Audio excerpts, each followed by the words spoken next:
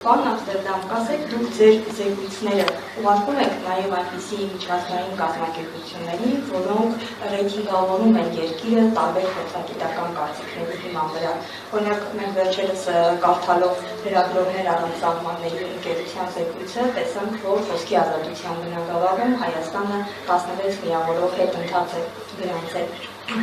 Եվ այս համատեքստում, երբ որ հարցը դուրս է գալիս տվյալ երկրի, այս դեպքում Հայաստանի արդարադատության տիրույթից եւ մարդը ստիպված է լինում արդարադատություն կտրել արդեն երկրի սահմաններից դուրս, ինչպիսի ազդեցություն է ունենում սա տվյալ երկրի ռեյտինգի վրա, սա իմ առաջին հարցն էր, եւ վերջին շրջանում մեդիա տիրույթում, հասարակության խոսույթում, քաղաքական խոսույթում նաեւ մեծ չափով խոսքի ատելություն է գեներացնում, հատկապես նախընտրական շրջանում ենք գտնվում, սա ինչպիսի ազդեցություն կարող է ունենալ կարծիքի ձևավորման վրա եւ ինչ իրավունքի խախտում է իրենից ներկայացնում միջազգային իրավունքի տեսակետից եւ թույլ տվեք իմ վերջին երրորդ հարցը, կասեք միջազգային ադյաններում քննվող գործերից, համանման գործերից Սամվել Կարապետյանի գործը որի հետ կհամեմատեք, ինչպիսի երգ է ունեցել այդ դատական գործը եւ ձեր սպասելիքները Սամվել Կարապետյանի դատական գործընթացից։ Շատ շնորհակալություն։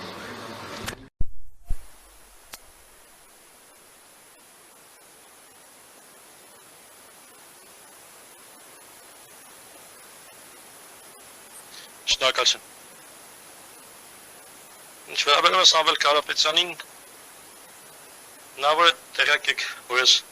ընդդիմադիր խմբերի շահերի ներկայացուցիչում տարբեր երկրներում Կարապետյանի գործը յուրահատուկ է։ Այն իմաստով, որ եկեղեցու նկատմամբ հարձակումը, որը նրան տշտեց, մոտիվացրեց եւ այն բառերը, որոնք պարամետրը, որը Փաշինյանն օգտագործեց ընդդեմ եկեղեցու, ես որևէ երկրում, որը ձևացնում է թե ժողովրդավարական է, նման բան չեմ տեսել։ Եթե ուզում եք խոսել ատելության խոսքի մասին, թե անկեղծ ասեմ, ես կասեմ վերևը նայեք։ Պարամետրը, որն օգտագործվում է Փաշինյանի կողմից, ամբողջովին ապշեցնում է մարդկության գիտակցությունը։ Բայց մի խնդիր կա։ Ատելության խոսքը առաջացնում է վախ։ Եվ ներկայիս կառավարությունը մեկ բան է ցանկանում, որ հասարակությունը վախենա եւ անտարբերության մեջ լինի եւ չգնա եւ չընտրի, դա նրանց նպատակն է։ Իրենք գիտեն, որ Փաշինյանը պոպուլյար չէ։ Իրենք պարզապես ուզում են, որ բոլորը վախի մեջ լինեն եւ ուզում են, որ բոլորը անտարբեր լինեն։ Դա բոլոր ավտորիտարների նպատակն է։ Քվեարկության մասնակիցների թիվը իջեցնել, որ իրենց հավատարիմ ընտրողները իրենց բերեն իշխանության։ Իմ կարծիքն այն է, որ այս դեպքում երբ եկեղեցու ողջ ապագան է վտանգված, մարդիկ մոտիվացված կլինեն եւ կգնան եւ կքվեարկեն։ Ինչ վերաբերում է ռեյտինգներին, մենք ապշած էինք տեսնելով վերջին զեկույցը, որը ցույց տվեց այսպիսի կտրուկ նվազում Հայաստանի ցուցանիշների մեջ, բնականաբար մենք մեր փաստաթղթերը ուղարկում ենք բոլոր կազմակերպություններին, ես կուզեի հիշեցնել, որ բազմաթիվ զեկույցներ են եղել ԵԱՀԿ-ն, Եկեղեցիների համաշխարհային խորհուրդը, ժողովրդավարական գործողությունների կազմակերպությունը, բոլոր զեկույցներ են հրապարակել, որոնցում դատապարտել են Փաշինյանի պահվածքը։ Այդ զեկույցներից շատերը Հայաստանում չեն շրջանառել, բայց միջազգային համայնքում դրանք շրջանառել են եւ ել ավելի ամոթաբեր է, որ հաստատի